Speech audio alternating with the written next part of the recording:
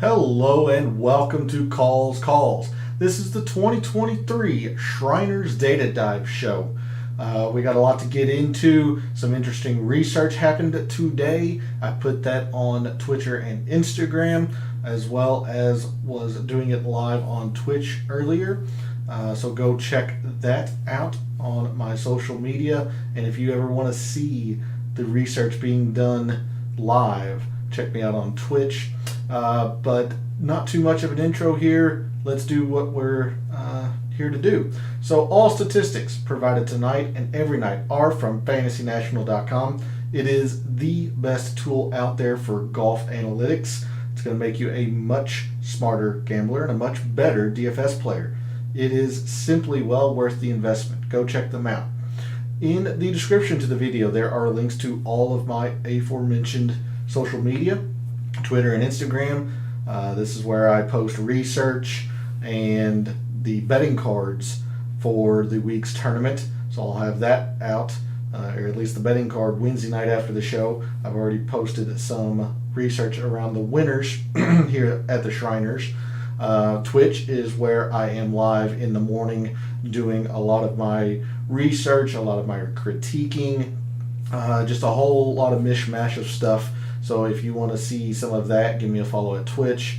And my Discord server is there as well. And then finally, we're live. Chat is open. Want to hear from you all. Have you made any wagers yet for this week? Have you looked at the price board for DFS? Any players that are interesting? Any statistics that you want to take a deep look at? I know there are a couple that I alluded to at the end of the show last night. So let's get into it. Let's dig into the weeds of the data for the 2023 Shriners. And we start with the GCSA tournament fact sheet, which came out earlier today. We're not going to spend too long here. Literally everything is the same. So as a quick recap, we are at TPC Summerlin in Las Vegas. It is a par 71 that measures 7,255 yards. These greens are large. They are at 7,400 square feet, whereas the average green on tour is about 6,000 square feet. Quite a lot of rough, but it is very, very short, as you can see down here. So it is not very penal to play out of. I don't know why it's highlighting that. There we go. Very short, 2 1/4, so not very hard to hit out of. 4 holes with water in play.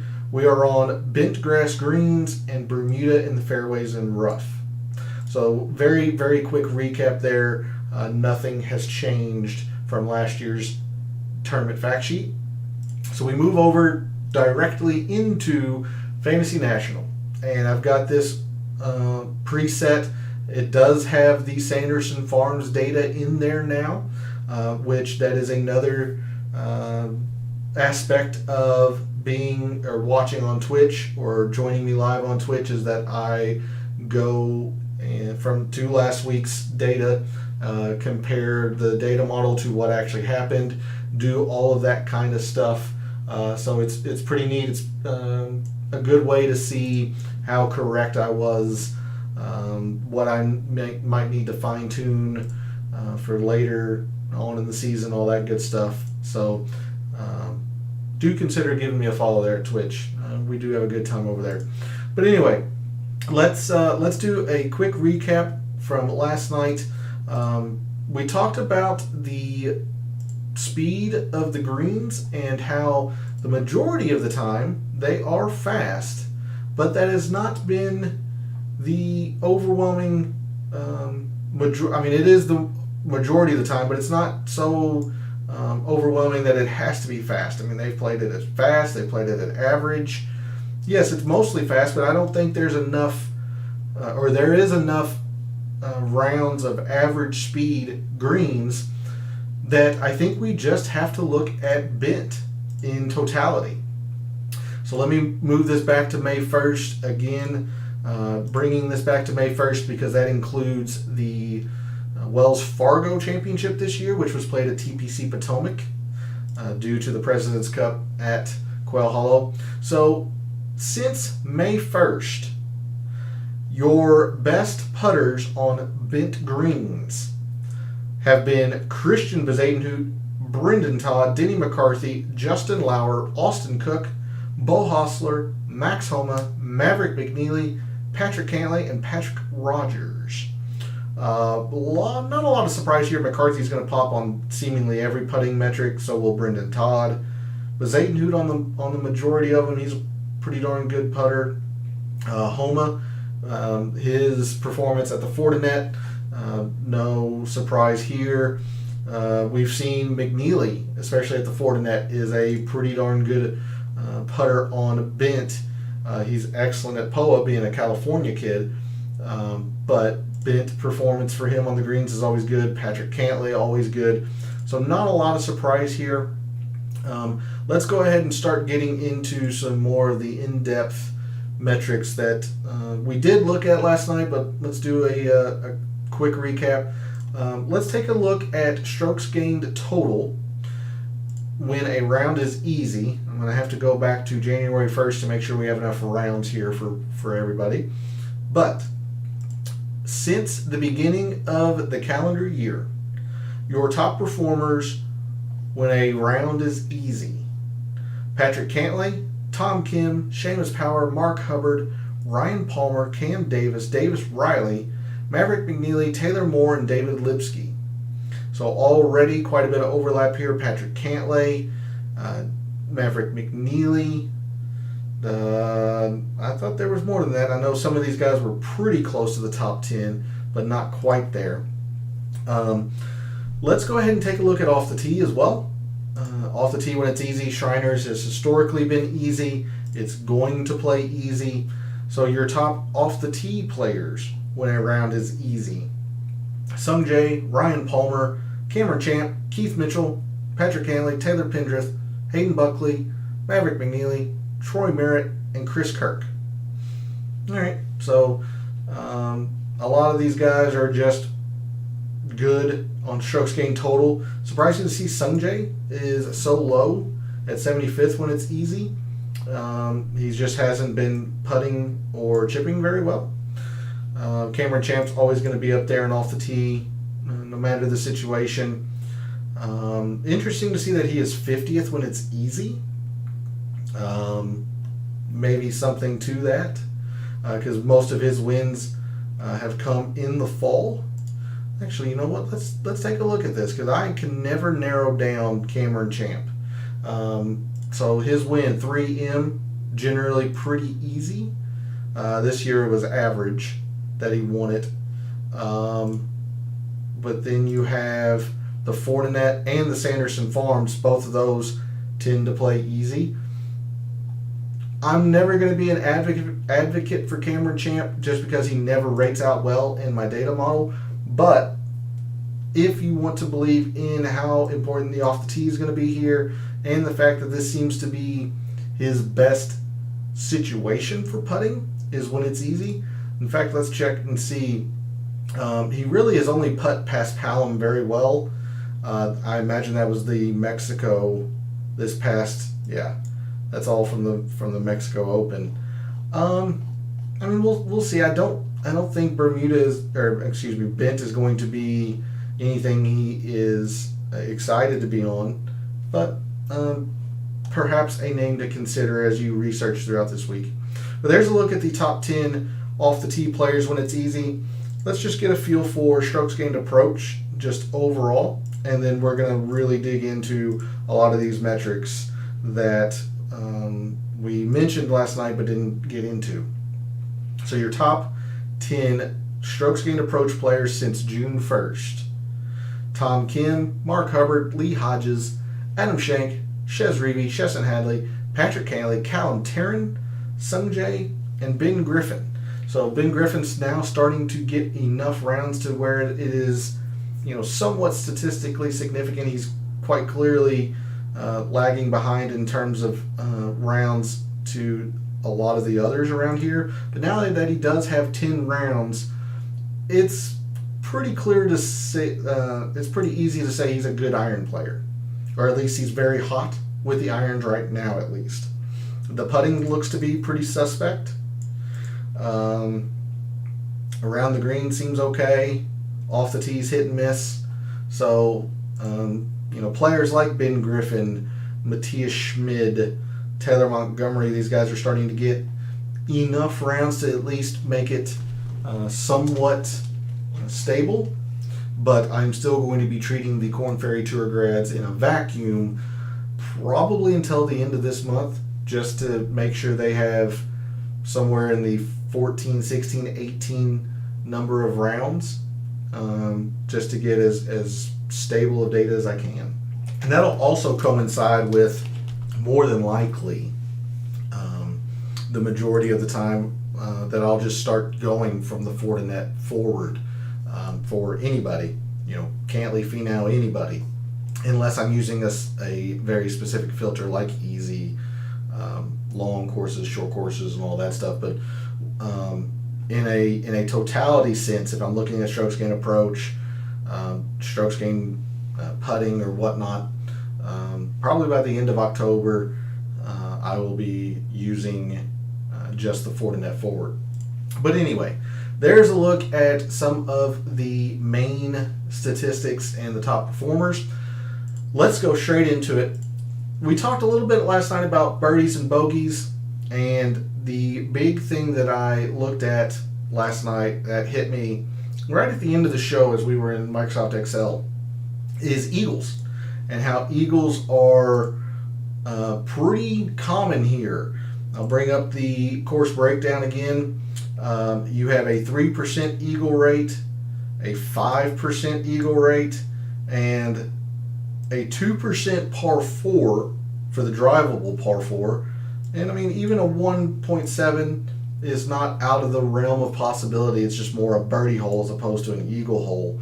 But, 16, definitely an eagle hole. The 9th, an eagle hole. The par 4, the drivable par 4, can be an eagleable hole. So let's just take a look flat out at eagles.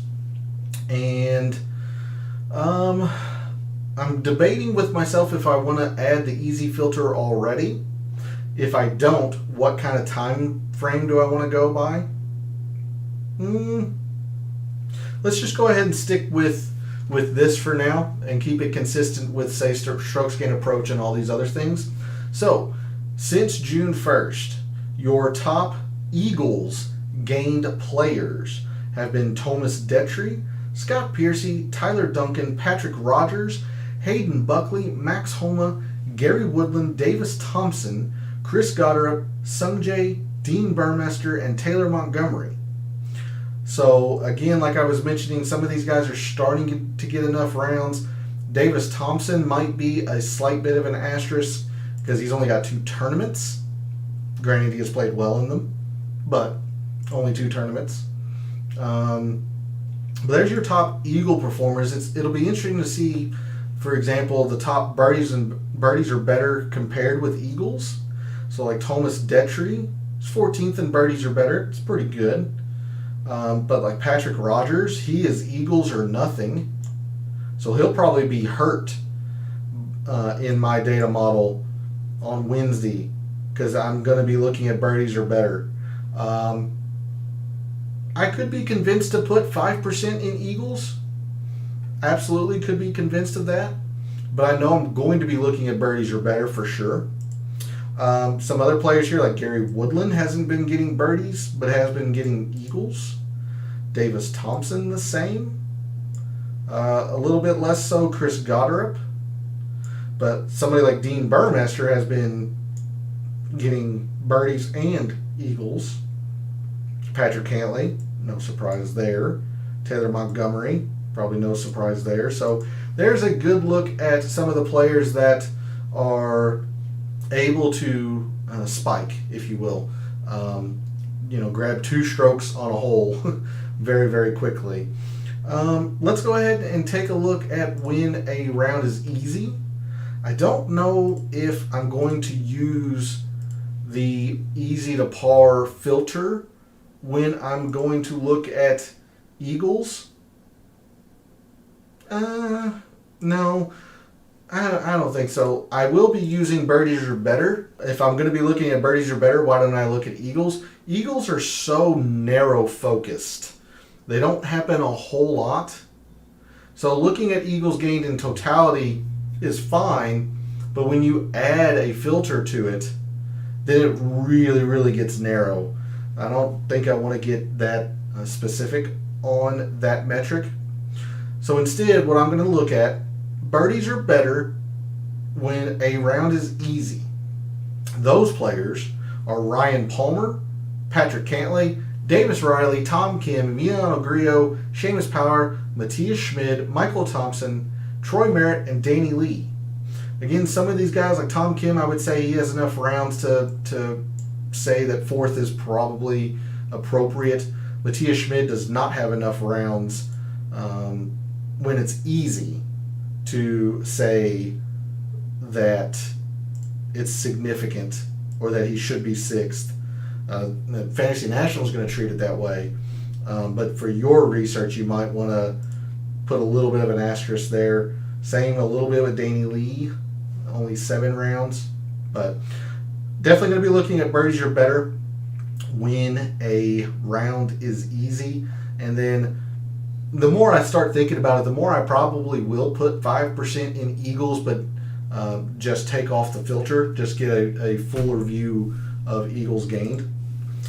Something else I like to do is to look at opportunities. So somebody who has given themselves a lot of opportunities when it's easy, Ryan Palmer, Cantlay, again, no surprise, Tom Kim, Taylor Moore, Cam Davis, Trey Mullinex. There's a lot of the players that have given themselves a lot of opportunities and have been cashing in those opportunities. So good to note that. Let's move on over to last year's leaderboard and get a feel for the birdies versus bogeys for a couple of these years. And we saw it in Microsoft Excel last night how I think what was it, the top 15 or so players that have had 2 or more tournaments played here at the Shriners. They were just so much more in terms of birdies gained versus bogeys avoided. And you see that here. I mean, essentially, double. Now, Matthew Wolff, a little bit more in the bogeys, but Shank was triple. Sabatini was more than double. I mean, look at Mark Leishman. He was negative in terms of bogeys, but still finished tied for third just due to the amount of birdies he had. It's just almost everywhere you go, it is birdies gained over the bogeys avoided. There are your couple of exceptions here. Hayden Buckley. Some of these guys are pretty, close to each other, but I mean, the overall sentiment here is lots of birdies gained. Lots of birdies gained.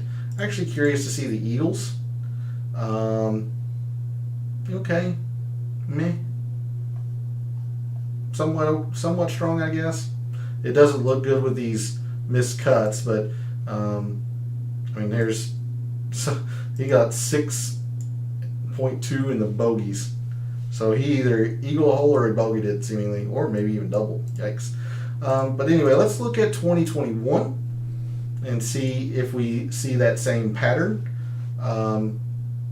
So looks like right off the bat, looks more like bogeys, especially here at the top between these three. Answer was more birdies. Malnati was more birdies.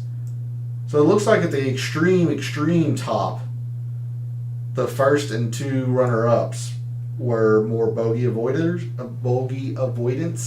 but then all the way down through here, everybody is the same or more in terms of birdies versus the bogeys. I'm seeing some pretty high numbers here in these Eagles. Look at this, 3.2, 2.2. There's some high numbers in the Eagles here. And you can see the correlating success. Like Ventura here gained a lot of eagles, but was pretty poor everywhere else. So perhaps 2022 was an outlier in terms of eagles and their importance, lack of importance. Again, probably speaking to the fact that eagles are going to be important here. Like 3.5, yeah, 3.5, 2.5. Like you have Brandon Hagee, who was really bad everywhere else, but then look at the run of other high finishes and a lot of eagles. Yeah, I'm thinking the Eagles are going to be something to look at. But anyway, 2020, birdies, close, but birdies. Hadwin was slightly more bogeys, but you get the idea here.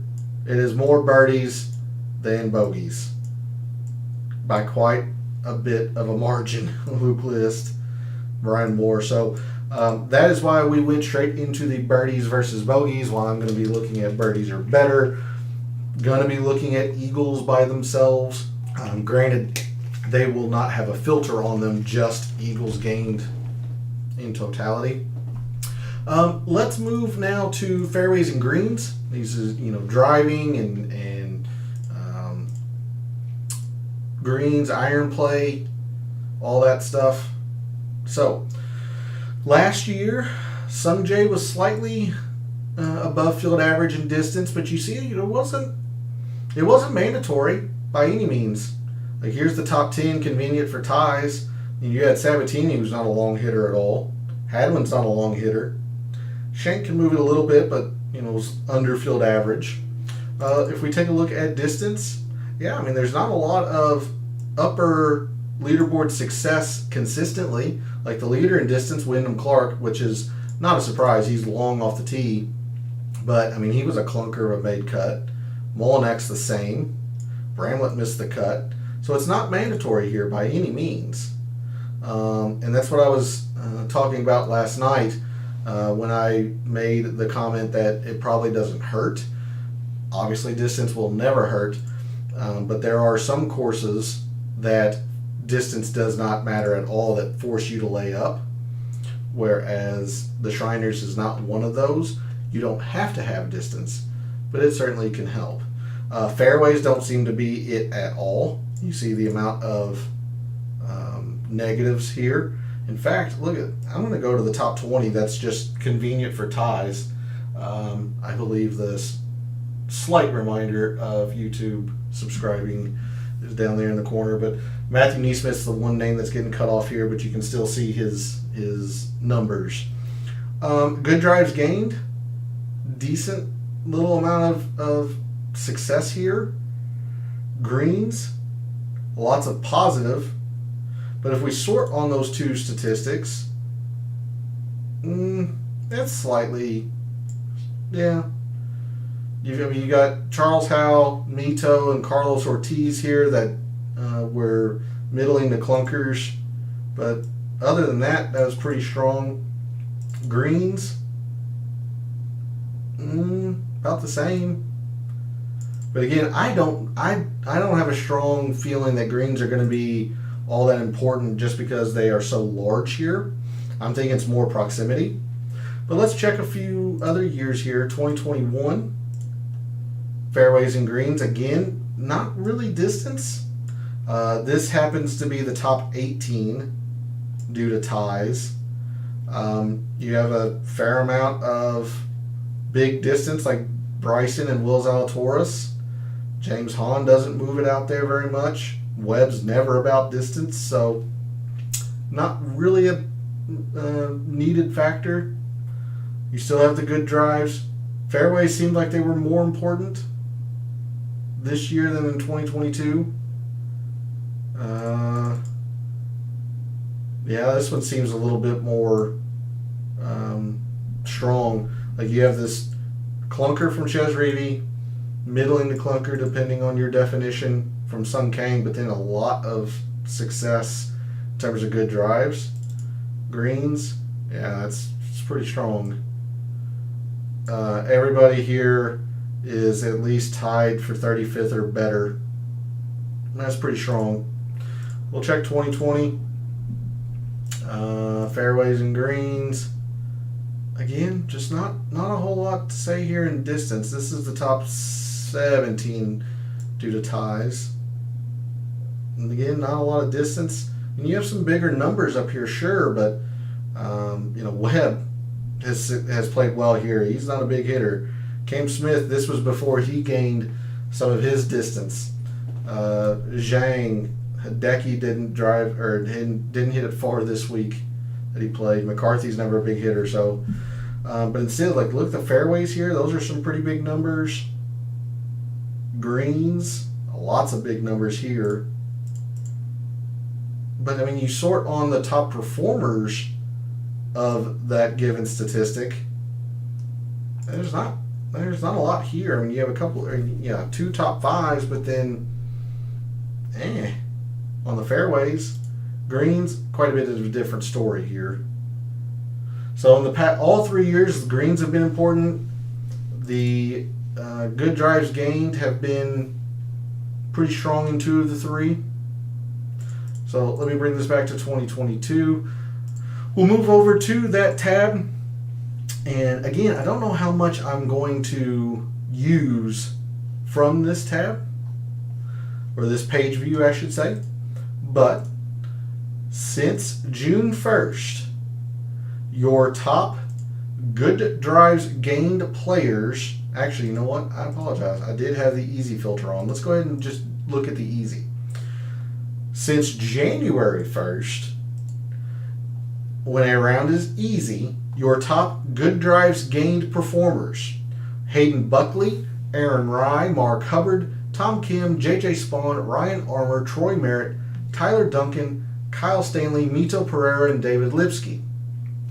And just as a reminder, a good drive by Fantasy Nationals definition is a drive that either hits the fairway or the player hits the green in regulation if they didn't find the fairway.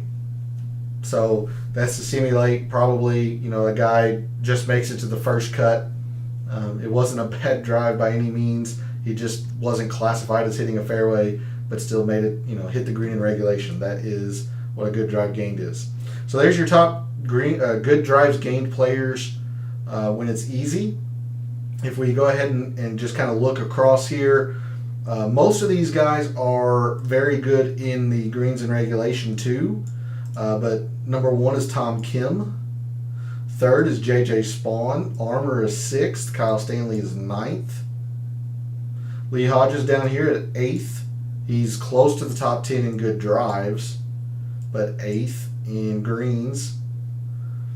So, I mean, you can see the direct correlation between the two, fairways and greens. If a player is hitting a lot of greens, they might not necessarily have to hit as many fairways to be up here in good drives, and vice versa. Although Mito's a little bit of an exception, really. He's 47th in fairways, 16th in greens, but yet is 10th in good drives, at least when it's easy. So it's just interesting to see. I'm going to go into Excel and really scrutinize these 3 metrics. If I had to guess as of right now, it would be good drives gained, but I don't feel very confident in it.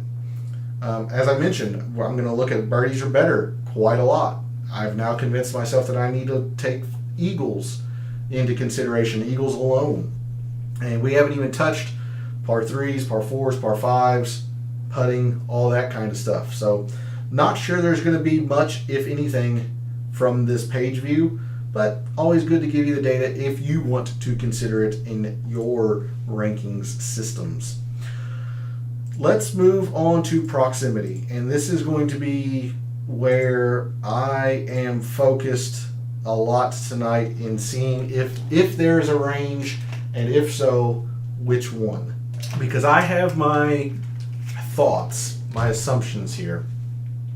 But I've brought up last year's performance. Let's take a look at the course breakdown again one more time, and this approach shot distribution. Now, the majority of approach shots here at TPC Summerlin do come from 200 plus.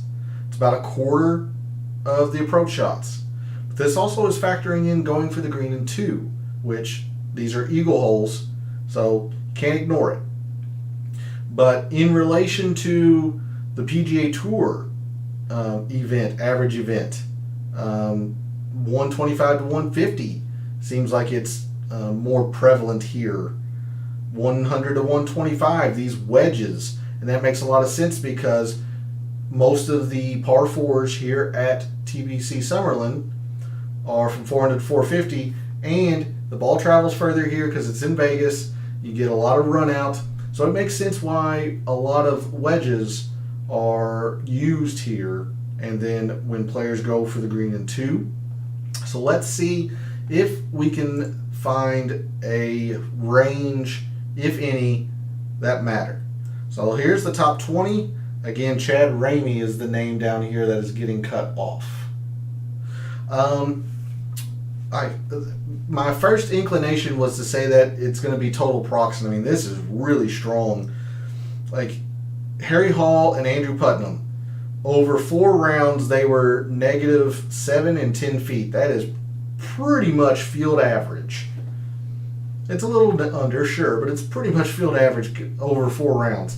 Now, Gooch wasn't great, and Lonto Griffin was not good at all in total procs. But look at some of these other numbers. You got a 361 from Adam Hadwin, a 429.5 from Martin Laird, 340, 298.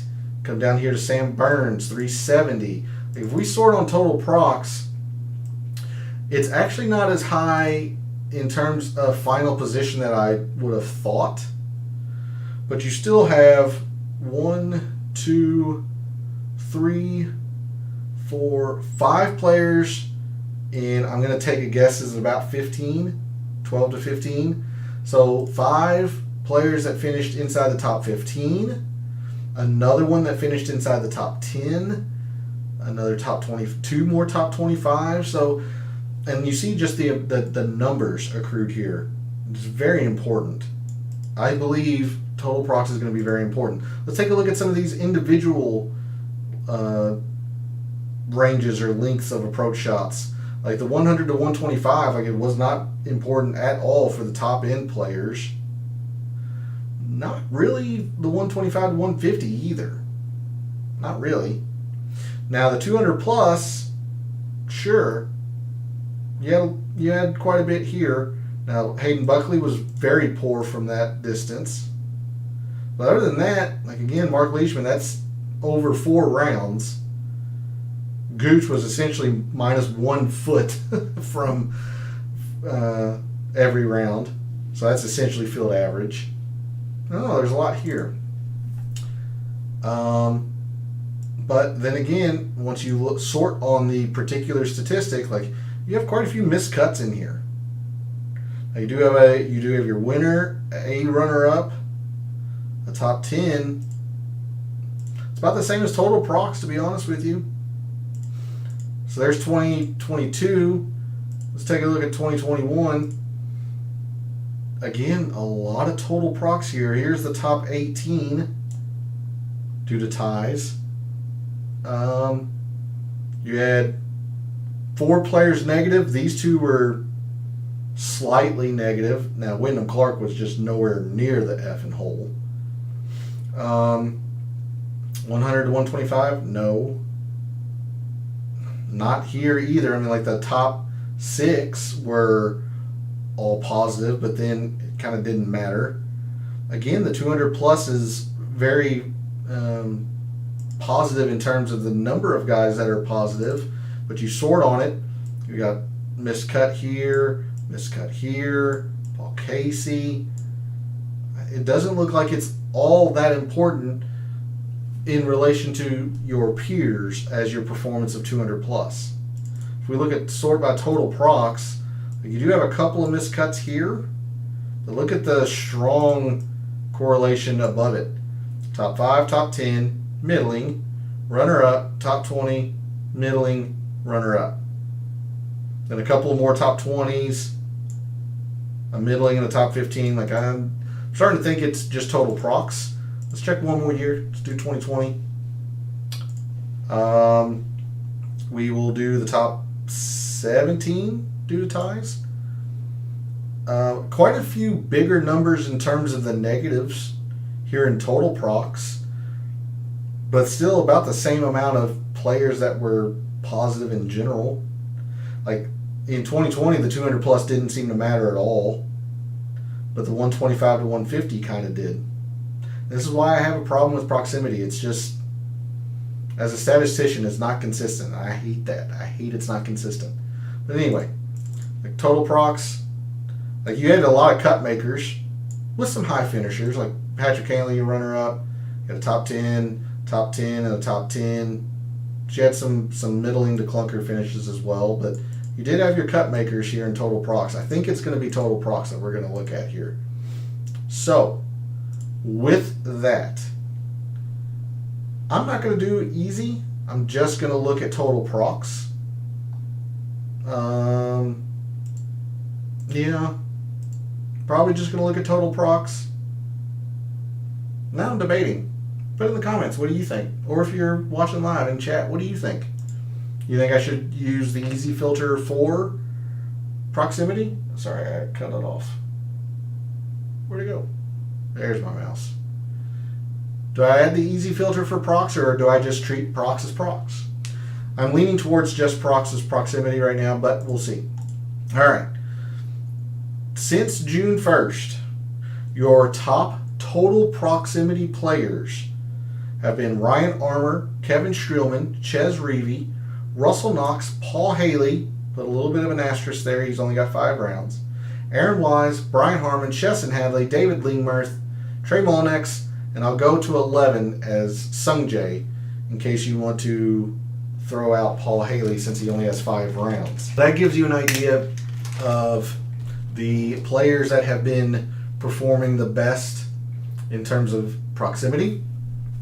We can look across here, like Kevin Streelman, for example. He's been pretty good at all 3 of the ranges that we've been looking at, the 100, 125, 125 to 150, and the 200 plus. He's been pretty good at all 3 of them. He's not spectacular, but pretty good. Now, Ches Reavie is very good with his wedges. He's middling with the 200 plus. Russell Knox is very good with his wedges and atrocious from 200 plus. Paul Haley in his 5 rounds has been pretty balanced. Not bad. Brian Harman is very good in all 3. There's another name that stood out down here that I saw, and I kind of escaped me now. Like Trey Mullinax is very good from the 200 plus, but awful with his wedges. So that means he's going to be able to go for every par 5 and 2. So he should be taking advantage of a lot of the par 5s here. I think that's going to do it for a casual look across those 3 stats. But again, I'm just focused on proximity. Total procs here. I'm going to bring this to the par 3s. Let's go check the significance of these par 3s in the past couple of years. We sort on them. But I think last night we saw that this was an outlier. But, I mean, that's pretty awful correlation, if I'm going to be honest. Again, top 20 due to ties. Let's see, do we have anything significant here? 175 to 200, which would make sense because we have 2 in that range on the scorecard. Let's take a look here. 197. So you can easily see that moving in the 200 to 225, even though there's not a hole that measures that on the scorecard. You can easily see the 197 moving into here. The other one is 196. So yeah, both of them could be moved around. 168, feasibly could be moved into 175 to 200. The 239 is pretty well stuck at 239. It's a brute of a hole. Anyway, so maybe 175 to 200 was this year or last year's predominant par 3. Yeah, I mean, you have a couple of miscuts here. A middling to clunker, however you want to define Taylor Pendrith. But I mean, then like Hayden Buckley, top 10, and then come all. Stop highlighting them all. Look at all this. I'll go down to Spawn as a T35 for middling. That's a lot of upper leaderboard success on these par 3s, 175 to 200. So that seems pretty strong. Let's check 2021. Par 3s. Again, par 3 total doesn't seem to be a big deal. You got quite a few negatives in here. Now you do have some very high numbers like Will Z, Sun J. Yeah, it's just kind of middling there. And you have these missed cuts. If we check the 175 to 200, see this year had no correlation at all, really. It's interesting to see. But in terms of the players that were upper, in the upper leaderboards, 175 to 200, they were at least somewhat positive, usually right at field average. 0.2 looks pretty dominant in terms of the numbers. They were at least positive. It's not very strong in 2021. We'll do one more year, see if this will break the tie or confuse us even more, or confuse me even more. Top 15 due to ties. Now, the par 3s look really important in 2020. Essentially, you have one player under field average. I'm going to be kind to Webb and round that up to even. 175 to 200 and 200 to 225 look pretty significant. See, like this looks a lot more palpable in terms of importance. Like you do have this miscut from Graham. Delay, I think is how you say it. But you have some very high leaderboard success here. Some middlings. But after Graham Delay, you get another run of upper leaderboard success. And then if we look at the 175 to 200s, okay. Like down here, fine. In the past 6 months, since June 1st, your top, I'm just making sure I don't have any filters up because I can forget with the best of them. Your top par 3 performers since June 1st, Tom Kim, Austin Cook, Stefan Jaeger, Max Homa, Patrick Cantlay, Adam Schenk, Sung Jae, Taylor Moore, Siwoo, Harrison Endicott, Taylor Pendrith, and Ben On. A couple of these players like Endicott, Ben On, put a little bit of an asterisk there. They don't have very many rounds. But if we want to scroll over or scan over to the 175 to 200, which seems to be the most important range, like Tom Kim is very good at them. Max Homa is very good at them. Adam Schenk, Taylor Moore, Siwoo, they're all in the top 10 in terms of 175 to 200s. Ben On has been good, not great, but good in his 6 rounds. So there's a couple of the players that are good in the par 3s and good at the length, seemingly the most important here at TPC Summerlin. Okay. Par 4s. Sorry, let me move to par 4s here. Just checking my background settings.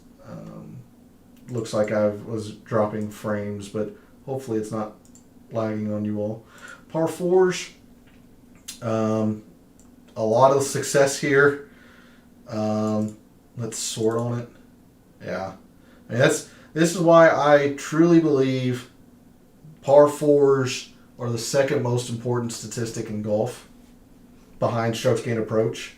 And it's really close because, I mean, that's really strong correlation. Let's see if we can't find a range here. So there's only one hole that measures to this on the scorecard. It's the drivable one. You got a 2.1, an 8.5, 8.3. So there's 6 in this range, 3 in this range, and then 1 and 1. Let's check and see how many of these 450 to 500s actually do fall or have a chance to fall in the other one and vice versa. So 408, never going to get to the other one. 469 is pretty much stuck in the middle. 492, now here you go. 450, that can play either one. 430 is pretty well stuck. 420 is pretty well stuck. 448 looks like it would go in the opposite direction, go up. 442 probably would as well. 444 probably would as well. So on any given day, you could have as many as 4 in here and 5 in here. So it's pretty clear that these two are probably the be-all, end-all. But I'm curious to see year over year which one is more important because, again, the top here was 8.5, but the top here was 8.3. So, again, top 20 due to ties. Looks like more players were better at the 400 to 450 because you have the same number of players in the red, but you have a negative 1/2 for all of these, where you have a couple of negative 1.7s down here. Sorry, my big head's in the way. Negative 1.7s there. So a slight advantage to the 400 to 450 last year. 2021. Just massive amounts of correlation. Number-wise, 7.3 and 4. So you're starting to get a little bit of separation here in terms of the amount of strokes gained. Top 18 due to ties. A 1.7 and a 0.7, but you also had these three are essentially even. So you had a -1, -1, and a -1. Okay. So again, slight advantage to 400 to 450, I think. And then finally, 2020. Oh, shoot, I've hit par 5s. Stupid. Again, just more insane amounts of correlation. Yeah, only one really was big negative. Top is a 7. Top's a 4.2. I'm pretty sure it's going to be 400, 450. So, in the same time frame, since June 1st, your top par 4 performers are Chesson Hadley, Andrew Putnam, Patrick Cantlay, Denny McCarthy, Emiliano Grillo, Sungjae, Thomas Detry, Ben Griffin, Taylor Moore, Tom Kim, Keith Mitchell, and Martin Laird. If we scan over to the 400 to 450, like Chesson Hadley's an honorable mention at 12th. But you got Andrew Putnam, second in that length. Denny McCarthy is third. Thomas Detry is first. Ben Griffin is third. S.H. Kim is 10th. Then you got some more players down here that are good at par 4s and fantastic at par 4s, 400, 450. Hubbard, McNeely, Brendan Todd, Taylor Montgomery. Okay. And then in case it becomes a factor, like Emiliano Grillo, Sungjae, these guys are good at the 450 to 500s. Really the only player that's very, very good at at both of these and the totals, like Chesson Hadley, 12th and 21st in the individual links. Cantlay, 27th and 13th. Keith Mitchell, 18th and 16th. Svensson, 15th and 30th. Okay. So there's a look at the par 4s. Very quickly, I'm just going to look at par 5s. I'm going to close this out because we're already at 50 minutes. Let's just look at par 5s. And we have two 550 to 601 long. Let's see what these yardages are. 563 will never get to 600. Got a 606, which would conceivably come down, and a 560, which will never come up to 600. So your top par 5 performers in the same time frame, June 1st to last week, essentially. Patrick Cantlay, Stephan Jaeger, Cam Davis, Emiliano Grillo, Thomas Detry, JT Poston, Taylor Pendrith, Max Homa, Aaron Wise, and Nick Hardy. And of these specific length of 550 to 600, Cantlay, Jaeger, Cam Davis, Grillo overlap. Those are all in the top 10 as well. In the individual length, Taylor Pendrith, Aaron Wise. You got Brandon Wu down here. That's 4th in the length, 13th in the total par 5s. Okay. Surprising to see Detry. He's not very good at the 550 to 600 par 5s. He's good at the 600 to 650. Poston's mediocre. Well, I can't say mediocre. He's good. He's just not elite. Homa, 12th in the 550 to 600. Wallace. Okay. So there's a look at Fantasy National. I will leave some of this up. I'm going to go back to the main page or strokes gained view, if you will. Let's move to Microsoft Excel very quickly. And the first thing I'm going to start off with is my comparison course evaluation, which you will see here. I do now have the Sanderson Farms data in from this past week. So if you want to see my critique of that, again, come check me out on Twitch in the mornings. I did that this morning. That was an interesting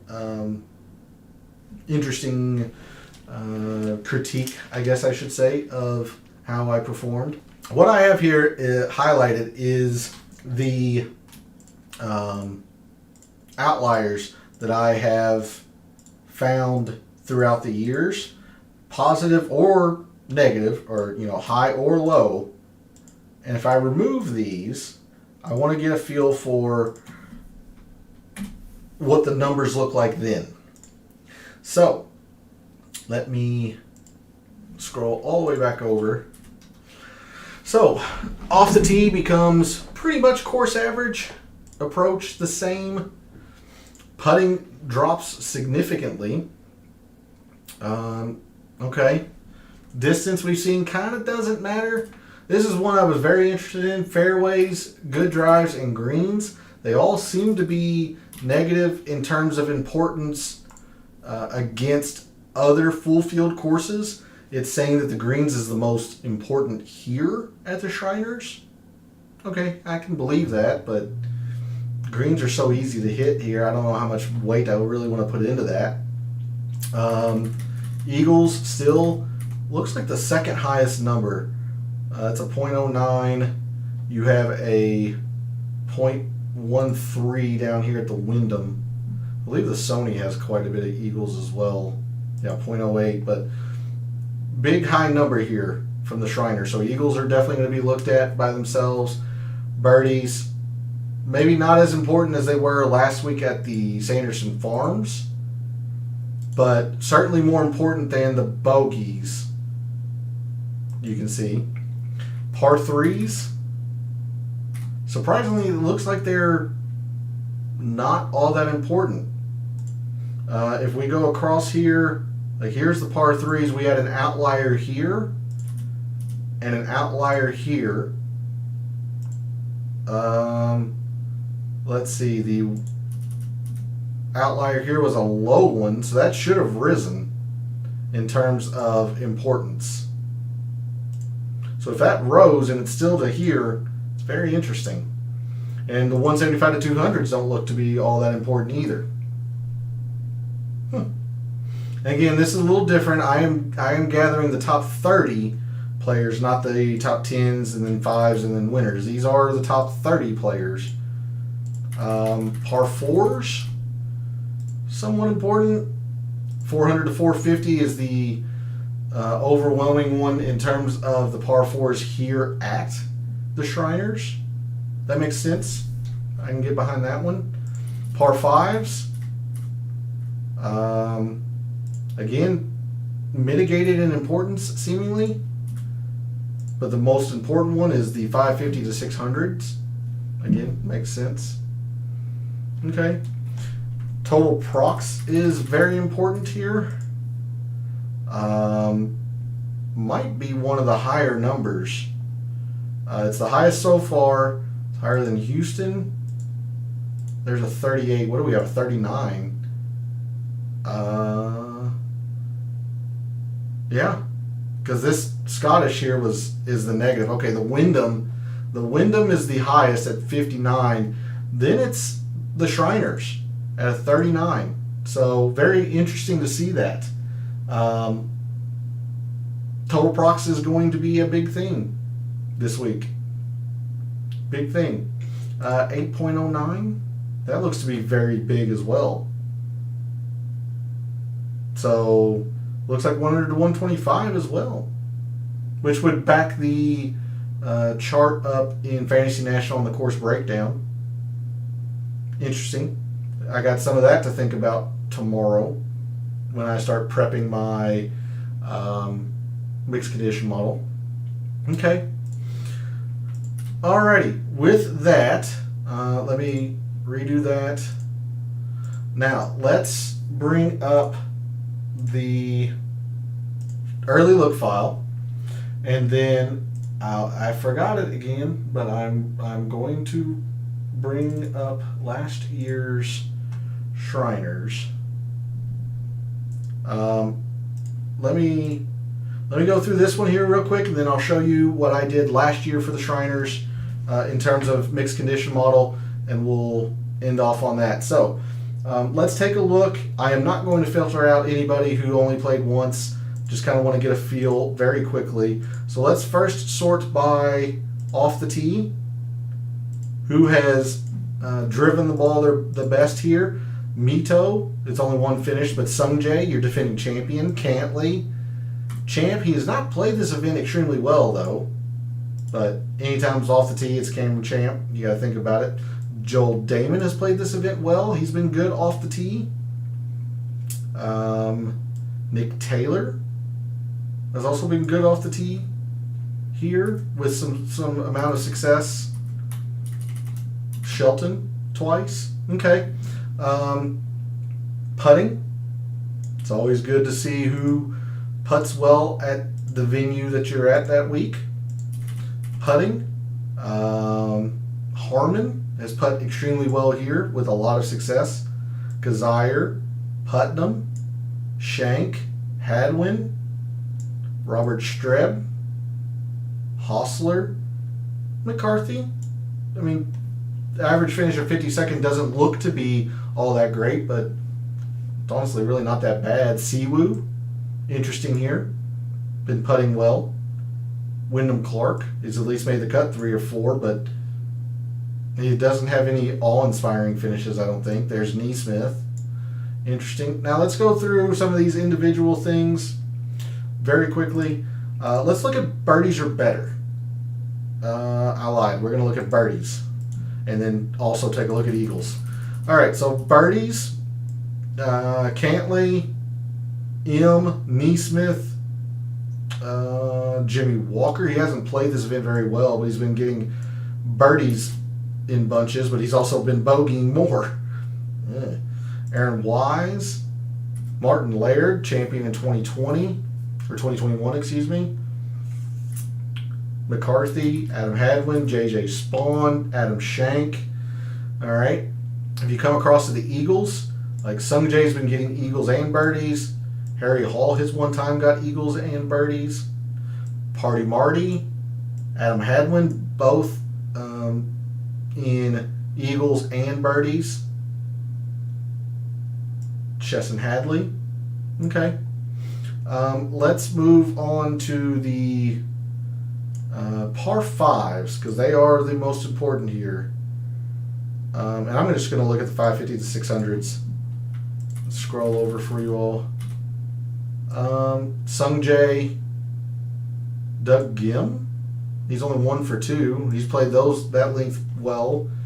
Chris Kirk, Tway, There's Neesmith again. Party Marty, Patrick Cantley, Nick Taylor. Boy, it's still surprising to see Keith Mitchell 0 for 4 here. But again, it is easy, and he excels when it's difficult. So maybe not too much of a surprise. Trey Mullinex hasn't played this event very well. It seems like he would excel here since it's easy, and he usually takes advantage of easy courses. Robert Streb. Okay. And lastly, I want to sort on proximity for this spreadsheet. Prox total. Who's been their best at proximities here? Ryan Palmer, some success. Emiliano Grillo, some success here. Martin Laird. Scott Piercy, middling success. Chesson Hadley, Sungjae. Russell Knox.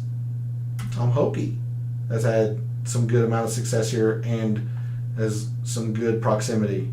He's generally not a good putter, so that kind of makes sense. Joel Damon, we've said him a little bit. James Hahn has some very good success here.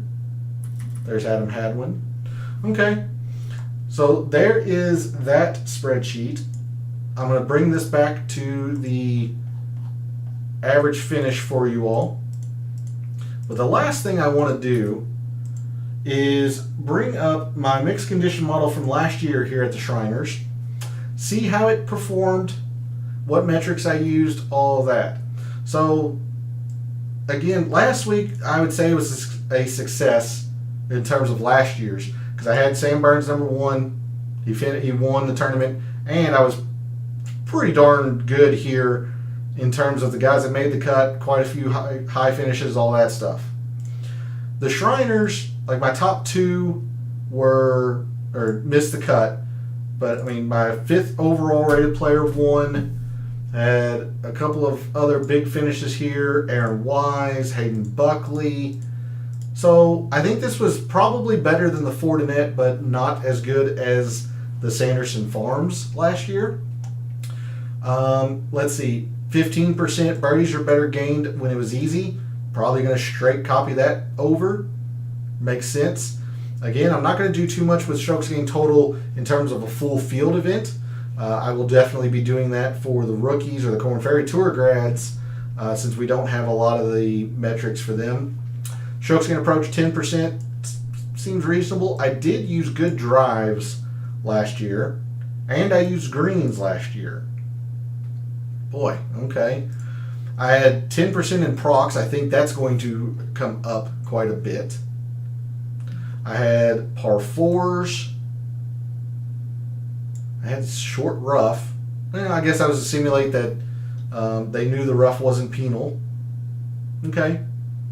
Around the green, probably going to get that 5% back. So there's at least 15% I'm getting back.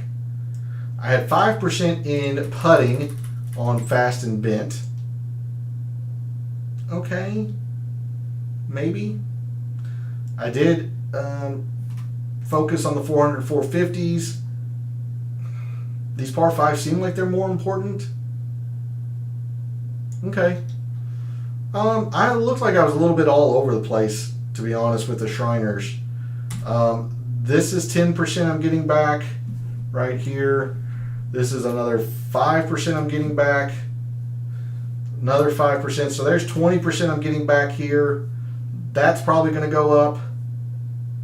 I don't know how much I'm going to deal with good drives and or greens, and I'm probably not going to do both. I don't know.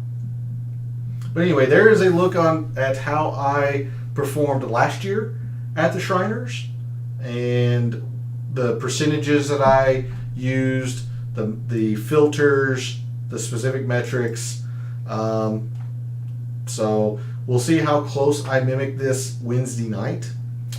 But a reminder, I am going to be live on Twitch tomorrow morning in between 10 and 10:30. I'm going to be doing the Korn Ferry Tour Grad rankings, making that mixed condition model, and ranking those players there. And then I'm going to start working on my overall rankings. Not sure how much I'm going to get into. Again, tomorrow's Twitch stream is going to be mainly focused on the Korn Ferry Tour Grads.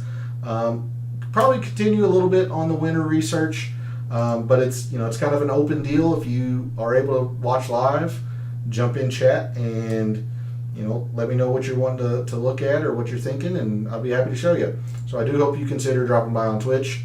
Thanks for tuning in and watching, listening, supporting the channel. I always appreciate the views, the comments, all of that stuff. Love what I do. If you did like what you hear, or if you did like, English is great. If you did like what you heard and saw, if you like the stats, if you like seeing the math nerd go about his business, I ask you to consider subscribing to the channel. It would help me out a lot.